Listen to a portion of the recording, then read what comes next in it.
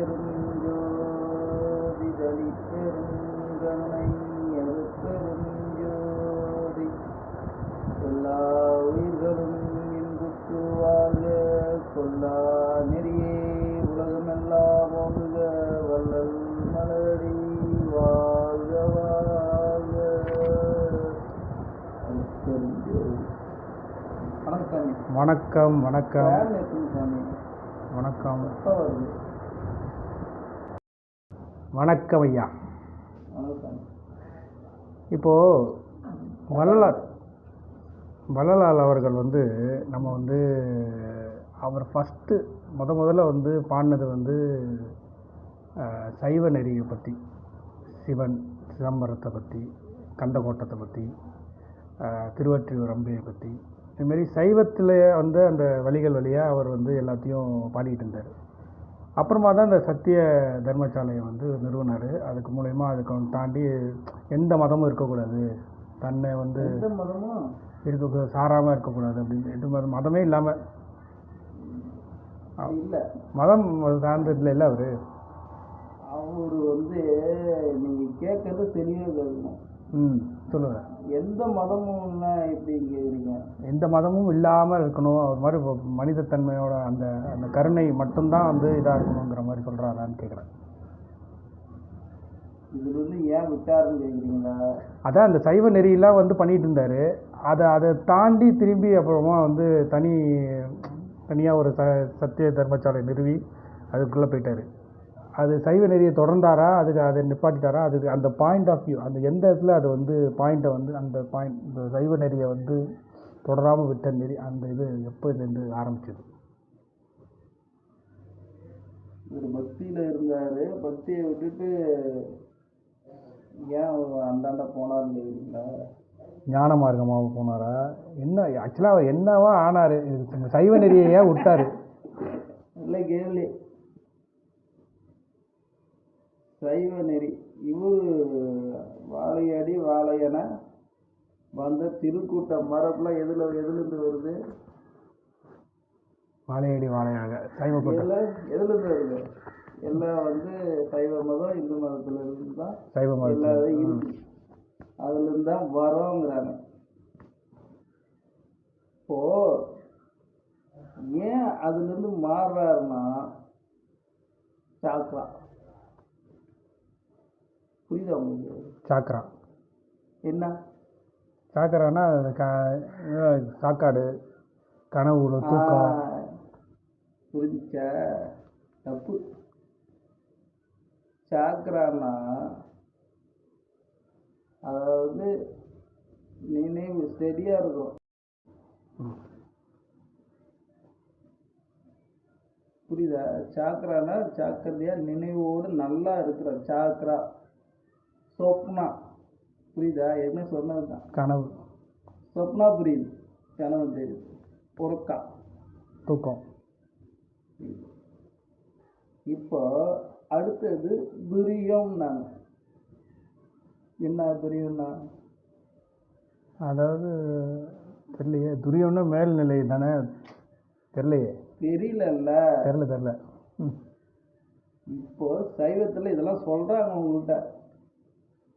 இந்து மதத்தில் சாக்கரா, ஓரக்கா, சொப்னா, துரியம், துரியாதீதம், சிவதுரியம், பரதுரியம். அது விளக்கம் சொல்லுங்க. அந்த விளக்கம்னா இது சொல்லாம தான் அவர் போயிட்டாரு. யார் போயிட்டாரு? இவரு சைவத்தை விட்டுட்டு இந்த பக்தி இது என்னன்னு தெரியாம இவங்க கும்பிட்டு போறாங்க. அதான் அது என்னன்னு நம்மளாச்சும் சொல்லுவோம். அதுக்கு தான் சொல்றாரு, தனித்திரு, விழித்திரு, பசித்திரு. சரி, தெரிஞ்சதுன்னா அது தெரிஞ்சிடும். இப்போ உனக்கு தெரியலப்பா. இப்போ எத்தனை வருஷமா நீ போற இந்த மதத்துல இருக்க, வழிபடுற, போயிடுறாங்க, வழிபடுறாங்க. உங்களுக்கு இதை சொன்னாங்களா? போனா தீபாரத்தனை கட்டுவாங்க, குங்குமம் வைப்பாங்க, கயிறு கட்டுவாங்க, சாப்பாடு போடுவாங்க, வந்துருவாங்க உங்கள்கிட்ட. ஆனா சம்ஸ்கிருத்துல சொல்றாங்க அவங்கள்ட்ட. சம்ஸ்கிருதம் நமக்கு தெரியாது. உன்னை தெரியாம வச்சுக்கிட்டாங்க. உனக்கு தெரிஞ்சிடக்கூடாது. எப்படியா உன் அறிவு சித்து இப்போ வள்ளலார் மாரி வெளியே போயிட்டவங்க தான் சித்தர் எல்லாமே தெரிஞ்சவங்க வெளியே போய் வாடா இவங்க இது சொல்லாமல் மறைச்சி வச்சிருக்காங்கடா. ஏன் இதை வந்து வேண்டாம், சாதி மதம் சமயம் பொய்ய பிரிவு நிறைய இருக்கு. அங்கே வந்து சன்மார்க்க சிவநெறி ஒன்றே திருநெறி, மற்றெல்லாம் என்னது மறுவரி. இந்த சிவநெறி என்னன்னு இவர் சொல்ல மாட்டாங்க மதத்தில். இந்த 3 விஷயம் தெரிஞ்சால் மட்டும்தான் அப்போ தலைவன் யாருன்னு தெரியும். சாக்கரா ஓரக்கா சொப்பனா தெரியலன்னா அந்த தலைவன் யாருன்னு தெரியாது. அந்த துரியம் போக முடியாது. துரியன் போனால் தான் சிவதுரியம் போக முடியும். சிவதுரியம் போனால் தான் பரதுரியம் போக. அந்த ஆன்மா எங்கே இருக்குன்னு தெரியாது. இறைவன் யாருன்னு தெரியாது. இது தெரியாமல் நீ உனக்கு எப்படி வழிபாடு போய் என்ன பிரயோஜனம்? இப்போ வழிபாடு பண்ணவங்கலாம் வந்து அதில் ஏற்கனவே போயிருக்காங்களா? கொடுத்துட்டாங்க. இப்போ ஆதியில் வந்து எல்லாமே வந்து கொடுத்துட்டாங்க. ஆனால் வந்து இந்த 2000 ஆண்டுகளுக்கு முன்னாடியே உயிர் எழுத்துன்னு சொன்னாங்க, உயிர் எழுத்து உயிரை வாங்கின்னு சொன்னாங்க, என்னென்னமோ சொல்லிவிட்டாங்க. இங்கே எடுத்தது சொற்பொழி ஆட்டுறவங்க அதை பற்றி சொல்கிறதுக்கு இல்லை. இவங்க அந்த கதைகளை, அந்த மகாபாரத கதை ராமாயண கதையை லிங்க் பண்ணி அதை பற்றி பேசி பேசி பேசி இவர் ஒரு கற்பனையை கலந்து அதை நம்பி நம்பி நம்பி மக்கள் வந்து உதாரணத்தை வந்து உண்மை நினச்சிட்டு இருக்காங்க. உண்மையை மறந்துட்டாங்க. எழுதுனாங்கன்னு இப்போ பல பேர்கிட்ட பேசுகிறோம். மகாபாரதம் எழுதுனாங்க, எழுதப்பட்டது அப்படின்னு சொல்ல இல்லை. இப்போ நடக்கலை அப்படிங்கன்னா அங்கே எழுதுனாங்கன்னு ஒரு உண்மை புரிஞ்சாதான் அவங்க நடக்கணும்னு ஒரு இதில் வரும். இவங்க நடந்துருச்சு, தோண்டின ரத்தம், போர் நடந்தது, இந்த போர், அதனால தான் இப்போ இந்த ப்ராக்டிக்கலாக இது நடந்ததுன்னு நம்பிக்கிட்டு இருக்கிறதால தான் இவ்வளோ பிரச்சனை. அது ஒரு காவியம், ஒரு திருக்குறள் மாரி அது ஒரு நூல். அது வந்து உங்களுக்கு மக்களை புரியறதுக்காக எடுத்து வந்து சொல்கிறாங்க. அது வந்து நம்ம கதையாக பார்க்காம அங்கே உள்ள கருத்து, அந்த ரோல் மாடல், அது என்ன சொல்ல வராங்கன்னு இங்கே ஆராயுது. இங்கே இது எல்லாமே தப்பு தப்பாக வந்து போயிடுச்சு. அவங்க ஒரு வார்த்தையை சொல்கிறாங்க, தீட்டுன்னு ஒரு வார்த்தை போயிடுச்சு. எல்லா வீட்டையும் தீட்டு விடுங்கிறான், குழந்தை பிறந்த வீட்டையும் தீட்டு விடுங்கிறான். இதில் எப்படி எடுத்துக்க முடியும்? குழந்தை பிறந்ததும் தீட்டு விடுங்கிறான்ப்பா, இறந்து போன வீட்லேயும் தீட்டு விடுங்கிறான், மாதவிடாய்கள்லேயும் தீட்டு விடுங்கிறான். இந்த தீட்டு சொல்லி எப்படி போயிடுச்சு? தப்பாக போயிடுச்சு. அரிசியே தீட்டுறாங்களாம், கத்தியே தீட்டுறாங்களாம். அந்த தீட்டு வார்த்தை அப்படி போகுது. புத்தியை தீட்டுறாங்க, புத்தியை தீட்டுற, அதை தீட்டுறதே கிடையாது எவனும். அதை மட்டும் தீட்டுறது கிடையாது. மற்றபடி இதை வந்து ஐயோ தீட்டு தீட்டு தீட்டு, ஐயோ அது தீட்டு விடு, ஐயோ இது தீட்டு விடு. ஆனால் புத்தி ஐயோ நான் எவ்வளோ பேசிவிட்டேன். நிறைய பேர் சண்டையாக போட்டாச்சு.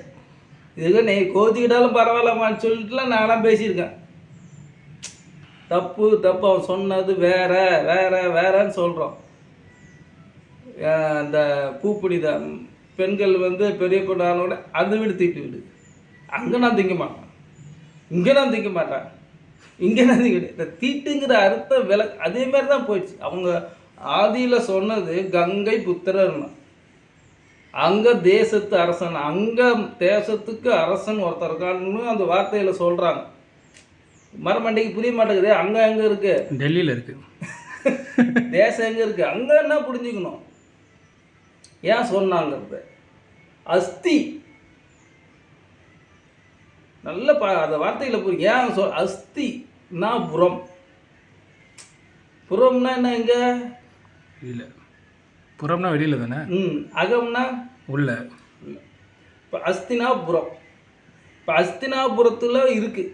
எங்கே இருக்குது இது அஸ்தினாபுரம்? அஸ்தினாபுரம் தேசம், இந்த பிரபஞ்சம் இதில் இந்தியாவில் இருக்குது. பாரதத்தில் மகாபாரதத்துக்குள்ளே ஒரு இருக்குது அஸ்தினாபுரம். அந்த அஸ்தினாபுரத்துக்கு உள்ள அங்கே தேசம், அங்கே தேசம் உள்ளே இருக்குதா? இப்போ இது புறத்தில், இது உள்ளே இருக்குது. அங்கே தேசத்துக்கு அரசன் யார்? அங்கே தேசத்துக்கு அரசன் கர்ணன். ஏன் எப்படி பரவிட்டோம் மறந்துட்டேன்.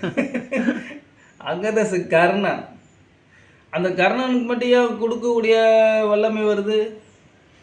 ஏன்னா அவர் அங்கதேசத்து அரசனாக இருக்கனாலயா தெரியலையே. தெரியல. சூரிய புத்திரன்னு சொல்லுவாங்க. இப்போ இப்படி வாங்க, அங்கதேசத்துக்கு அரசன். இப்போ வள்ளலாருக்கு மட்டும் ஏன் அந்த இது வருது? ஏன் வள்ளலார் பேர் வந்தது? சாப்பாடு இல்லையே, இந்த சாப்பாடு போடுறதுனால. ஏன் அவரால் மட்டும் முடிஞ்சுது? வள்ளலார் வல்கலை நடு நாடிங்கிறது பேர். புரியுதா?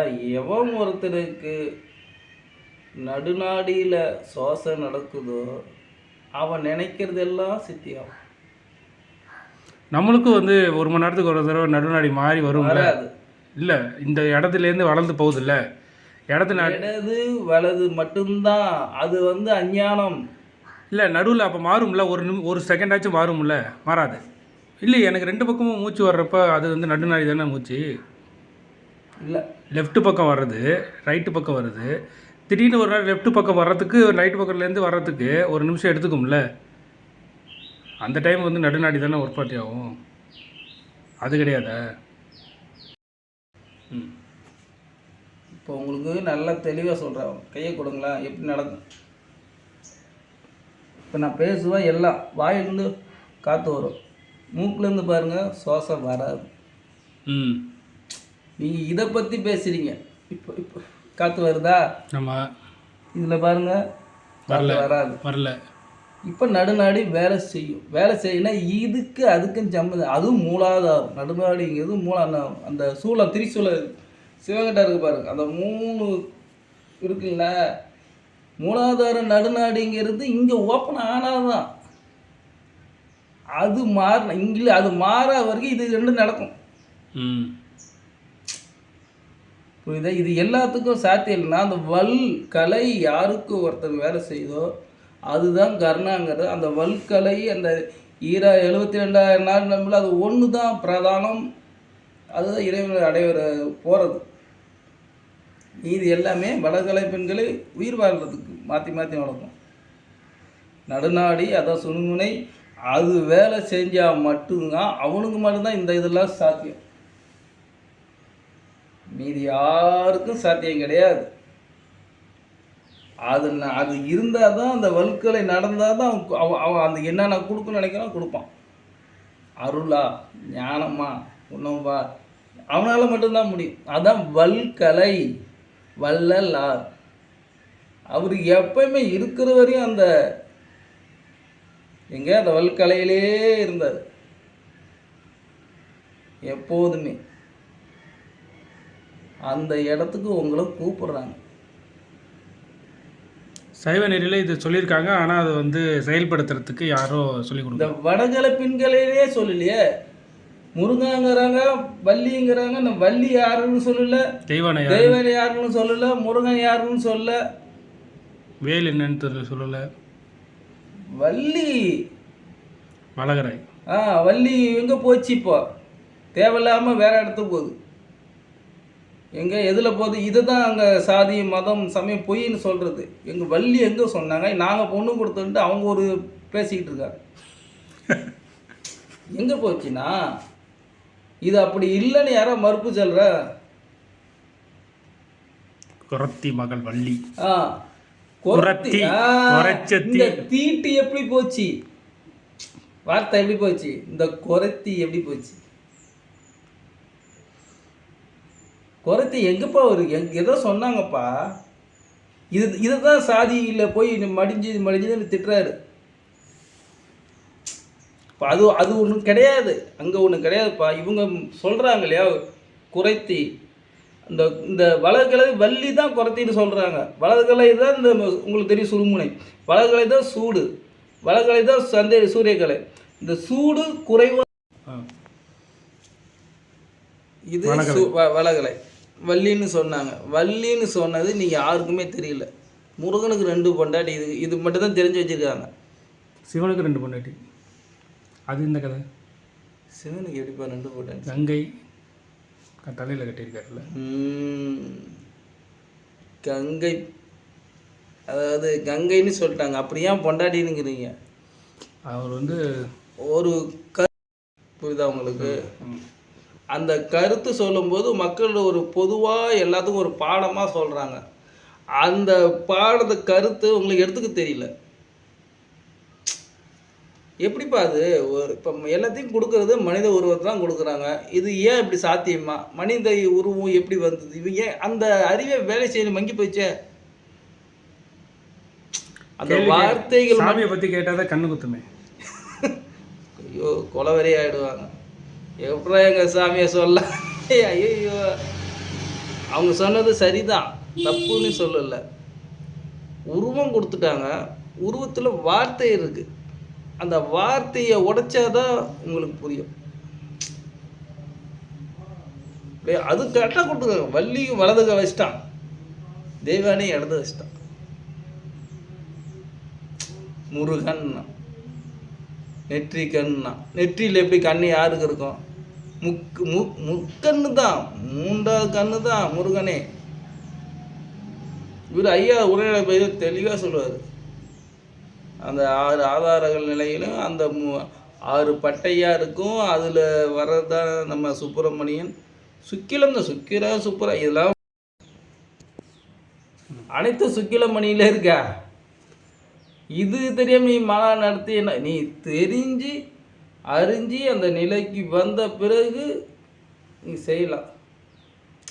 யார் எதுவுமே தெரியாது.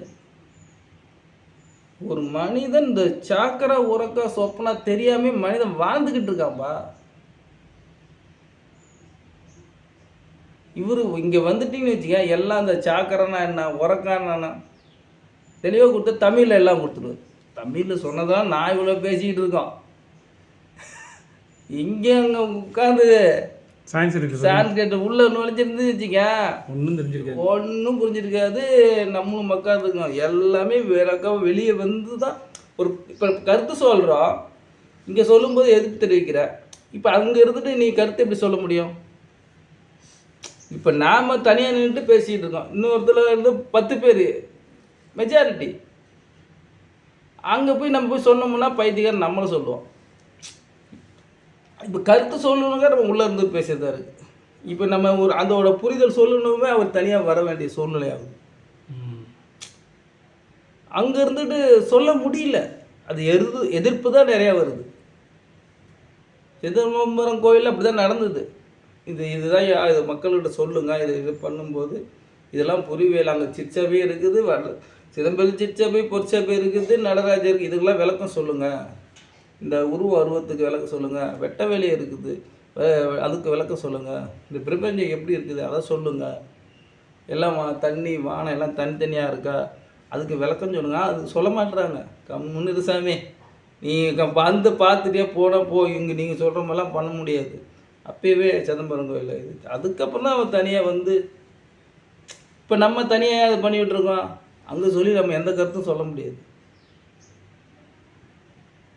இங்கே அதை விட்டுட்டு வந்தால் தான் இந்த பாதையை புரியும். அது என்ன சொல்கிறாங்கன்னு புரியும். இங்கே வரதால் நிறைய பேர் இறந்துடும். என்ன இந்த நாக்கு ருசி மாமிசம் விட்டுறவங்க ஒரே காரணத்துக்காகவே வரதில்லை. அது உண்மை தெரியாமே செத்து போடுறாங்கப்பா. அடுத்தது ஒரு வார்த்தை சொல்லுவார், முதுமை வருமே, கை கால் நடுங்குமே, உனக்கு கொஞ்சம் கூட பயம், நல்லூர் மனம் நடுங்காதா அப்படிங்குது.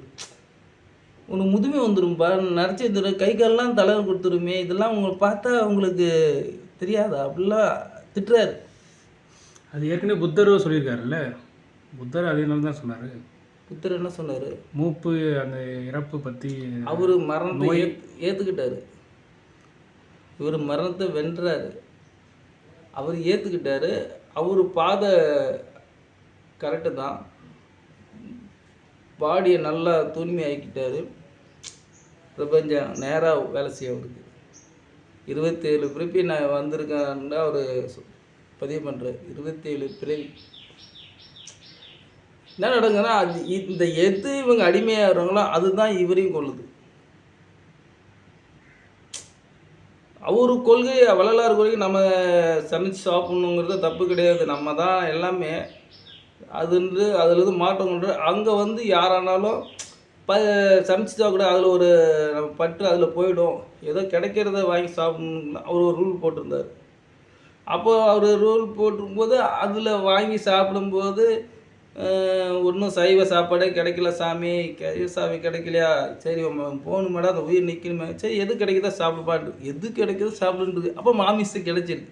அது ஒரு சறுக்கு கொடுத்தாரு. அப்போ இந்த சறுக்கு என்ன ஆயிடுச்சு,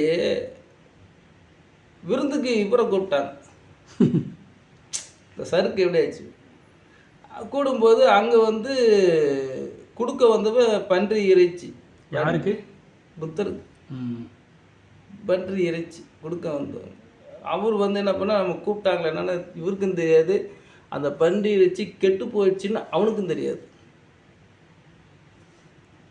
இப்போ வந்து இவர் சாப்பிட்டார். இப்போ வந்து என்ன தெரியுமா நடக்குது, இந்த பன்றி இறைச்சியை நான் சாப்பிட்டா என் உயிர் வெளியே போயிடும் இவருக்கு தெரியும்.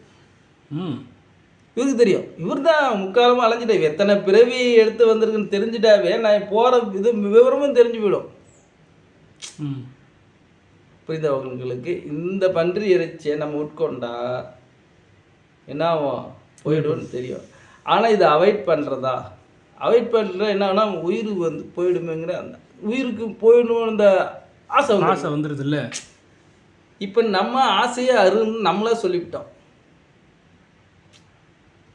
இப்போ நம்ம அந்த இறந்து போடும்போது தெரிஞ்சு அந்த பன்றி இறைச்சியை சாப்பிட்டு வேதியாகி இறந்து போடுறா ஞானிகள், அவங்க போயிட்டாங்க, அவங்க உயிரை வந்து அங்கே சேர்த்துக்குவாங்க, அது வேற இல்லை. அந்த சலுகையை சாப்பிட்ட மறுநாளே அறிவிச்சிட்டார் யாரும் எடுக்கக்கூடாதுன்ட்டு. அமிஷம் யாரும் எடுக்கக்கூடாது அறிவிச்சிட்டார். இவர் வந்து இப்போ சமாதி போயிட்டாரே எடுத்துட்டாரு அந்த இது. ஏன்னா இவர் எதனாலும் அப்படியே அட்டாக் ஆகும். ஒரு நாளைக்கு எத்தனை 4 மணி நேரம் 5 மணி நேரம் குளிப்பாராம் தேய்ச்சி. அது எப்படி கண்ணாடி மாரி ஒரு பாடி. ஒரு ஒரு பாலில் ஒரு சின்னதாக பாயசம் மட்டும் என்ன ஆகும், ஃபுல்லாக பாயசம் ஆகிடும், பொட்டே கலந்துடுது. அதே மாதிரி தான் அது. அவருக்கு தெரியும் தடவை இருந்தா அவ்வளோ பெரிய ஞானிக்கு எப்படி சிக்கல் வந்துச்சு, இங்கேயும் வந்தது. குலைப்புலை தவிர்த்தர் மட்டுமே உள்ளே போகணும். குலைப்புலை தவிர்த்தர் மட்டுமே தான் ஞானம் அடைய முடியும். அப்போ இத்தனை பேர்லாம் போனாங்களா வந்தாங்களாங்களுக்கு கேள்விக்கே இடம் கிடையாது. புத்தருக்கே அந்த நிலைமை. அதை வெளியே சொல்கிறதே கிடையாது. அருட்பெரும் ஜோதி அருட்பெரும் ஜோதி தனிப்பெருங்கருணை. அவர் வந்து சைவ நெறியை விட்டதுக்கு காரணம் வந்து பக்தியிலேருந்து ஞான மார்க்கத்துக்கு போகிறதுக்கு ஒரு இதாக இருந்தது. சைவ நெறியை விட்டதுக்கு காரணம் இப்போ நான் இவ்வளோ நேரம் சொன்னேன்ல, உண்மைத்தன்மை. அங்கே உண்மையை சொல்ல முடியல,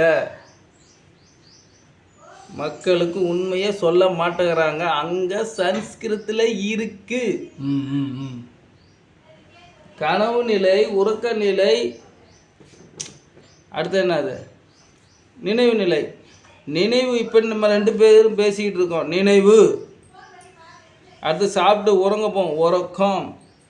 உறக்கத்தில் என்ன வரும், கனவு. கனவு தாண்டுனா என்னங்கிறத சொல்லலை. கனவு தாண்ட என்ன, துரியம். அதே இது சன்ஸ்கிருத வார்த்தை தான் துரியம். ஐயா சொல்லுவார் 4வது 4 இன்னும் இவர் தெளிவாக சொல்லுவார். இப்போ துரியன்னு சொல்லிட்டாங்க, இது 4ன்னு சொல்லலை. துரியன்னாவே இது இப்போ தமிழில் 4, சன்ஸ்கிருத்தில் துரியம் 4. அப்போது எப்படி இருக்கும், நினைவு இருக்கும், உறக்கம் வர்றது, கனவு வருது, கனவுல துரியம் வருது, அதை தாண்டி தான் போகணும். துரியாதீதம் அப்படி தான் வருது. இதை மக்களுக்கு சொல்ல மாட்டுறாங்க. புரியுதா? சொல்லலை. இப்போ இங்கே வாட நான் சொல்லி தரேங்கிறதான் கூப்பிடுறது. அங்கே தமிழில் சொல்ல மாட்டேங்கிறாங்க. இன்னைக்கு போய் யாரும் கேட்க மாட்டுறாங்க. புரியுதாங்க? இந்த துரியம்னா என்ன, தெரியாது என்னன்னா யாருக்குமே சொல்கிறது கிடையாது. அதை வா இங்கே வா நான் தமிழில் சொல்லி தரேன்ட்டு அந்த இது என்னென்ன கொடுத்துருக்காங்க அங்கே வந்தால் தான் தெரியும். இவ்வளோ பேசுகிறேன்னா இதை விட்டுட்டு அங்கே விட்டுட்டு போனதாக தான் இவ்வளோ தெரிஞ்சுது. எல்லாமே நீங்கள் போகக்கூடாது சொல்ல, போங்க. அங்கே என்னென்ன கொடுக்குறாங்க அது டவுட் வந்து இங்கே கேளுங்க. அவங்க கொடுத்தது எது தப்புன்னே அவர் சொல்லலை. மதத்தை அவங்க சொன்ன தப்பு இது தப்பு